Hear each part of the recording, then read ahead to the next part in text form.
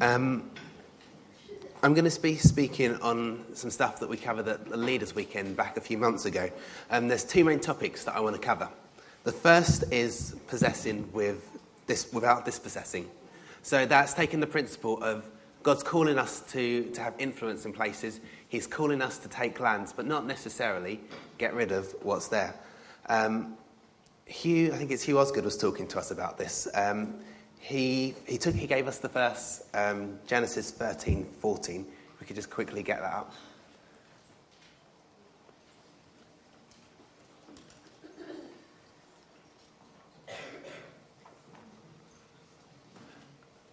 And this is what really, really kicked it off for me. And I think I got a lot of application out of this. So the Lord said to Abraham after Lot had parted from him, "Lift up your eyes from where you are and look to the north, south, east and west." Verse 15, "And all the land that you see I will give to you and your offspring forever." So Abraham looked around. He looked to the north, he looked to the south, the east and the west. And he saw all of this open land. And that is what God was offering him, what God was promising to him. Now, I think when you read that, you think there's all of this open land, there's streams, there's hills, there's all sorts of stuff. But actually, we know that he had conflict of people. We know that there were problems, there were other people there. So what he was offering him was land which had people there. So his promise was land which was already possessed. So God's offering him something which has people there, people living there. God didn't call him to necessarily take the cities down and rebuild them. He was calling him to a place where he would possess them, where he would take them, he would be leading them, but not necessarily getting rid of what was there. That's what was being brought to us, one of the things that was being brought to us on the Leaders' Weekend. And that's one of the things which has really helped me. I'll get to what my application was a bit later. There's another verse I wanted to go over, Psalm 110, verses 1 and 2. And this is focusing on the ways that we possess as well. So the Lord says to my Lord, "Sit at my right hand until I make I make your enemies a footstool for your feet. The Lord will extend your mighty scepter from Zion. You'll rule in the midst of your enemies." So that's effectively the Father talking to Jesus. And what he's saying is that you'll rule in the midst of your enemies. So coming back to that whole picture of Abraham in that situation, he's ruling, but his enemies are still there. And I think a lot of the time when we think about possessing, when we think about ruling or taking dominion over something, we think, actually, we need to get rid of the enemies. We need to get everything out. We need to push everything out that's there and then build up anew. But what I believe that God was actually saying to us as a church is that actually we don't need to get rid of what's there. He's going to put us in a position and then we can rule from within. So our enemies will still be around us and we'll be able to rule. It's not a case that we have to push everything out. It's not that we have to take over in the traditional sense. And when you think about it, when you think about ruling over people like that, that's effectively a dictatorship. That's a sign of weakness because Jesus is so strong that he can be in there, he can have his enemies around him, and he can still rule. Whereas a dictator is someone who needs to push everybody out, he needs to get rid of his enemies so that he can lead, he can rule in the way that he wants to. So that got me thinking, what are my lands? What is it that God has for me that he wants me to be possessing, first of all? There was the obvious thing for me of work, what I'm doing there, what I'm involved in. And I think that really, over the last few months, I've been teaching for nearly 10 years, and there's the expectation you go up the ladder. So, like, people have mentioned to me, oh, you must be thinking about going into management. You see people around you who are clearly trying to get into those kind of positions. And the reality is that's not what I want, not what I want at the moment. So I feel a pressure to kind of be pursuing that career thing, going up. But it's not what I want right now. And that was something that was in the back of my mind. And also, I kind of didn't really feel that was what God had for me. So I've got a bit of a conflict where I don't want this. God doesn't want it for me. Yet I still feel I should be doing it. And hearing this, it really gave me a sense of peace. Because it was saying, I can possess the place God's put me, I can have that kind of influence, that kind of rulership. But I don't need to actually dispose of it. I don't need to go up that career ladder to have that kind of influence. I don't need to be in that situation where I've got a job title. And I look back and I've been positioned in such a way that I do have influence. There are the people that I work with that I can have influence over, and I have had. And even when I've been in meetings with the head at the school, he said to me he wants me to be creative. He said he wants me to take initiative and lead on different things. And I wasn't even given a specific area, but he said, do what you do, be creative.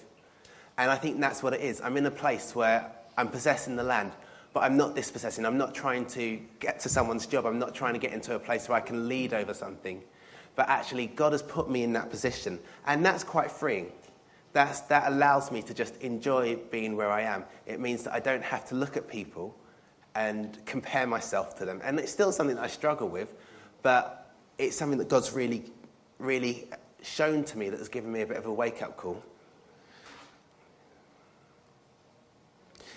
He also said that that's one of the characteristics of us as a church, that we possess without dispossessing. So as a church, we get involved in things, in the actual systems that are there. So the kind of stuff that we see a lot of LCP doing, and people do it in smaller projects outside of the wider setting. But actually, we involve ourselves in things, and we don't necessarily just take something down and then build a new thing, but we involve ourselves in the systems. And I think that's what we need to be thinking. Where is it that God is calling me to possess without dispossessing? What is it that God has? Because I think a lot of the time we think about this, and I think we recognise as a church that God is calling us to a place of influence. And that can be quite daunting, but actually that means that where you are, God is calling you to do it. And it doesn't mean you have to go and fight some massive battle. He wants you to influence the system that you're in. It's not a case that you need to bring something massive, but actually just where you are, doing what you're doing, is somewhere he wants you to possess. And it's almost like a mindset, thinking, God has called me here to possess this land. I don't need to dispossess anyone or anything. I don't need to take down what's there. God is calling me to possess. And I just want you to think, what is it that he's calling me to possess? What is my land? The second thing was that he said that we would possess the gates. To give some context to that, the gate was the place where the wise people and the people of authority were. So if you had a problem, you would go to the elders who were on the gates of the city. An example would be Boaz taking Esther as a wife. That would have been taken to the gates. So thinking, what is it that's our gates? What's that all about? So actually, if you're not taking the city, we're not going to take the city and just rule over it. We'll take the gates. So we're the wise people at the gates. And actually, that's the key. That's how you have your influence. Because if you're the person on the gate, that means that you're impacting all of those decisions that are being made. It means that, yes, you're not ruling inside, but everything that's happening, you're having that influence. You're the person saying, well, what about this? Why don't we try something different? And I think that's what God is really calling us to be as an individual, where he's telling us to take possession. And for me, that was really interesting, because I couldn't think, what is that kind of situation? No. And there wasn't anything specific that came to me, but I realised that if I'm going to be that person on the gate, I need to have an opinion on things. I need to have a thought process. And I think a lot of the time for me, I'm very black and white on things. And it's either that's good, that's bad, that's worth my time, that's not worth my time. And there was a conversation I was having with someone at work, and it was, they were just trying to be controversial for the sake of it. And I more or less just shut the conversation down because I couldn't be bothered to enter into it. But it was about things which are relevant in the world. And what I felt was that I need to have an opinion on these things so that when people bring them to me, I have something to say. So it's not a case that I need to spend all my time dwelling on everything that someone says, every news article, but actually it's the way my mind operates. So actually I need to be more evaluative in my thinking, in my life. So I don't have to have judgment or a thought on everything. But when something comes up, I can't just disregard it as this is a waste of time or this isn't of God. I need to have a thought process so that when people come to the gates, I've got something to give to them. I've got something to say. So that's the journey that I've been going on. I think I wanted to share that with you guys because I think actually it's something that God's done in me, and I think there's something that he can do in everyone else. And it's not a finished journey with me, but I think it's something that is worth hearing. Yeah.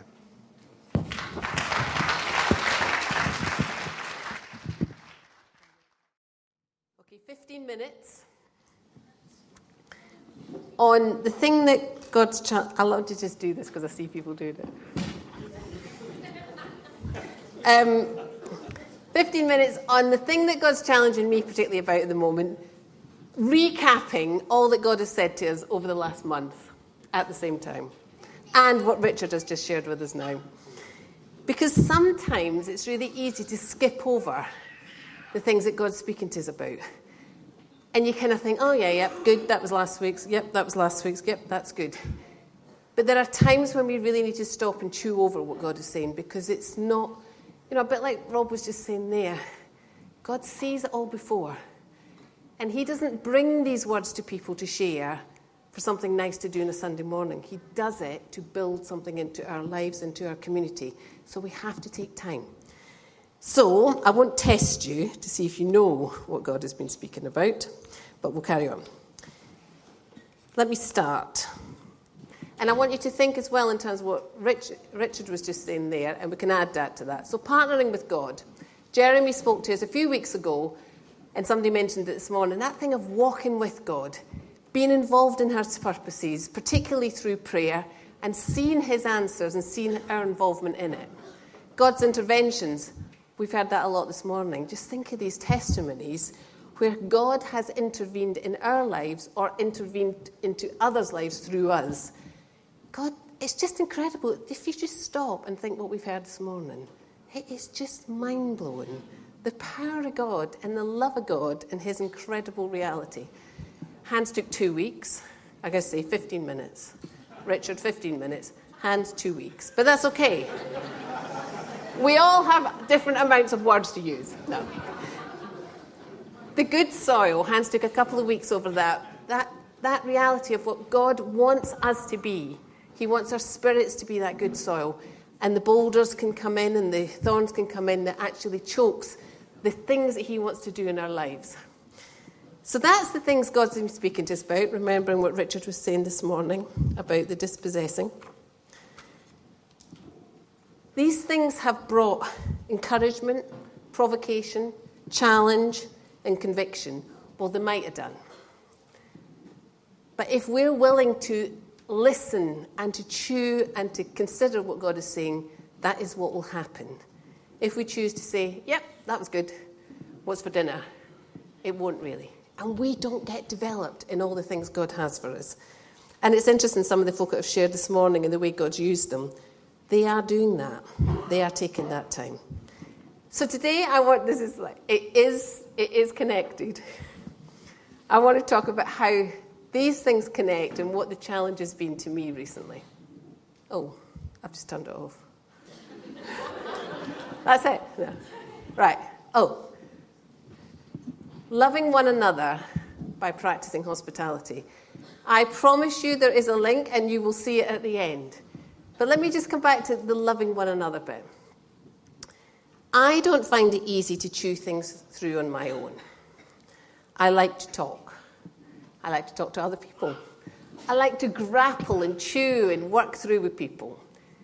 We've got ministry training tonight, and there's a team that is involved in ministry training, and we have grappled and chewed and had some discussions in terms of what does it mean, this gift of discernment thing. But it's been really fruitful because we've really learned something in the process. And I would suggest that one of God's primary ways of us chewing and grappling and connecting together is when we practice hospitality amongst us. Because that's when we talk, and we really do talk. But I want us to just have a little think, because I've been really challenged with this hospitality thing, and that's what I want to talk to you about. Do you know, as a child, I was brought up in a very busy home where there's lots and lots of people around. My mum and dad would connect with all sorts of people, and we were a house that people knew was safe. was a place of rest, was a place of encouragement, it was a place of fellowship. We were very much part of that. There was 4 of us kids. We were very much part of that. Not in a forced way or a kind of, you must be nice to these people, but in a, this is our home. So when they come to visit Mum and Dad, they also come to see the other 4 kids. And that was kind of how I was brought up. When I got my own home, I wanted to do the same thing. The house I have now, I bought because it was big enough to have people to share. That was just part of what I just felt God had given me and was part of a gift that I enjoyed using.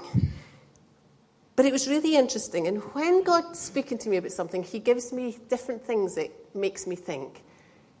Don't tell Jane and Heather this, but when Jane and Heather moved in, my current housemates, they're, generally speaking, when people have moved in, there's kind of like they've needed a wee bit of looking after, at least initially. But these are like 2 independent adult women who were just doing their thing. And I kind of thought, oh, good, I can have a rest. I don't need to get too involved. To be honest, I'm a bit tired. They can stay in the house. I'll be nice to them. They'll be fine. They'll have a nice time. But I don't really need to invest too much. I don't need to get to know them too well. And I remember saying this to Dawn, and she's like, so that's like the complete opposite of what you felt God has given your home to be. I know, but they're kind of like, they're in a transition anyway. I don't know how long they'll be there. It doesn't really, I just have a wee rest. I'll just back off a little bit. And then when I left, and Dawn was like, well, that's nothing like what God has ever said to you before. And I left and I thought, it's true. And it's very easy sometimes for us to get a wee bit tired of giving ourselves. And the day we stop giving ourselves is the day we block God's love to us and from us. And it's just, what would you do that? Why would you have people in your home that you didn't share life with, that you didn't give yourself to, that you didn't want to get to know them and invest in them? The second trigger for me was someone in the church who I'd actually had a number of meaningful, I would see them as someone that I would have real conversations with. Been in the church years and years and years, and they said to me one day, I've never been in your house for a meal. And I was like, oh my goodness, that's like really awful. And then the third trigger was I was talking to somebody who'd been in the church, one of the people that's been in the church for a very long time, one of the grandparents of the house, literally. And they were saying about how they hadn't, I was talking about this story, and they said, we've stopped having folk for meals. We were saying the other day that we haven't really done it very often much recently. And she said, in the early days, we would have people for meals all the time because we did it because we were recognising the body. And I thought, wow. It wasn't, we should have folk for meals because that's what this church does. It was because we were recognising the body. We saw something at that time that was new and different, and by having people in our home, we shared something. We shared something real. So there were my 3 triggers. Let's see what the Bible says. Let love be without hypocrisy. Abhor what is evil. Cling to what is good. Be kindly affectionate to one another with brotherly love. In honour, preferring one another, not lagging in diligence, fervent in spirit, serving the Lord, rejoicing in hope, patient in tribulation, continuing steadfastly in prayer, distributing to the needs of the saints, given to hospitality. In the context of Romans 12, where we're hearing what love really is, and we're talking about giving to hospitality. 1 Peter 4, and above all things, have fervent love for one another, for love will cover a multitude of sins. Be hospitable to one another without grumbling, as each has a gift, minister it to one another as good servants. It's in the context of really loving one another that we will practice hospitality. Hebrews 13. Let brotherly love continue, and don't forget to entertain strangers, for by doing so you're unwittingly entertaining angels. Now, I'm not getting into the angels thing today. It's been very controversial everywhere I've gone this week, but I'm not getting into it. But will give you one story. I got to know John and Dawn. I'd come down to London, been in the church maybe a month. I came in through a friend. And I was on my way to my work over in Hammersmith, and I fainted on the tube.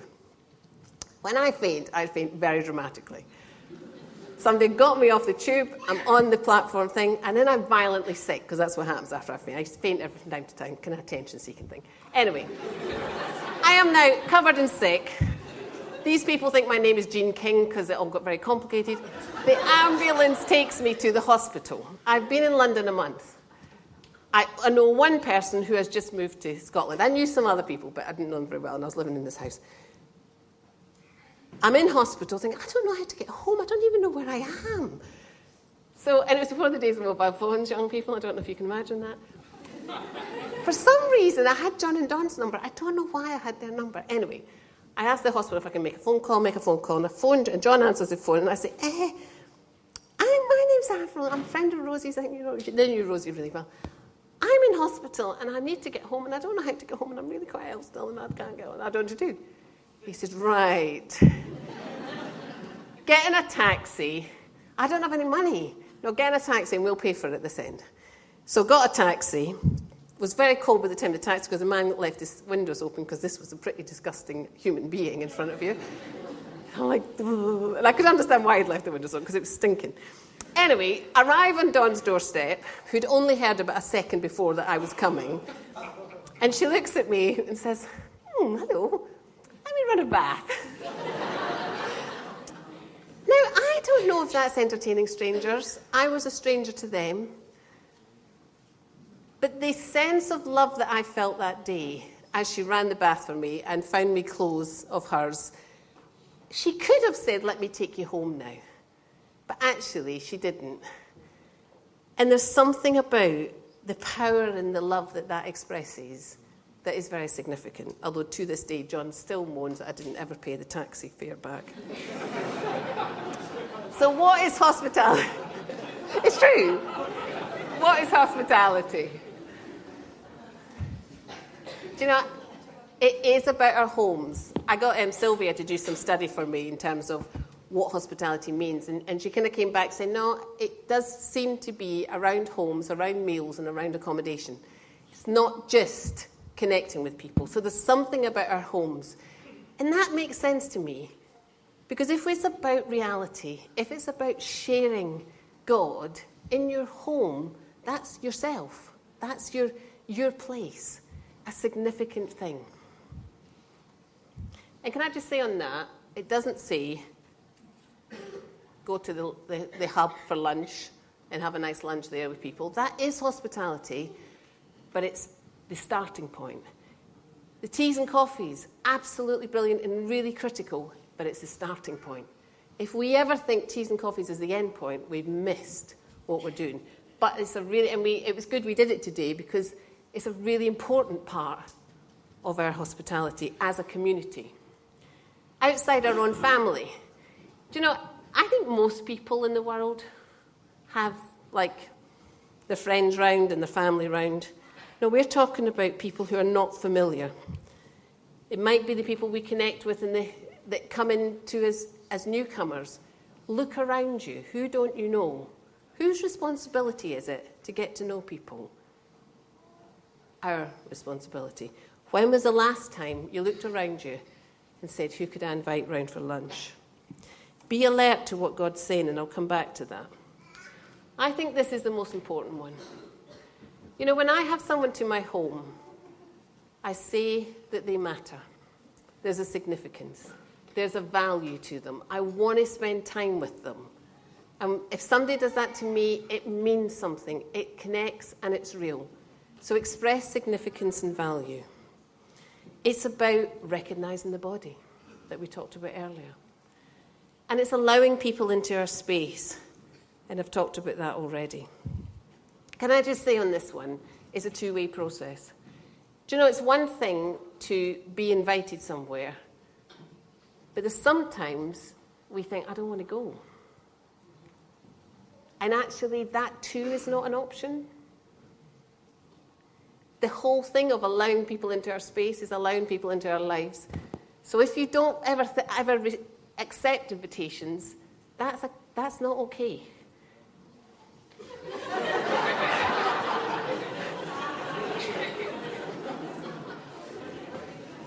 So if you can avoid what David is doing, please do.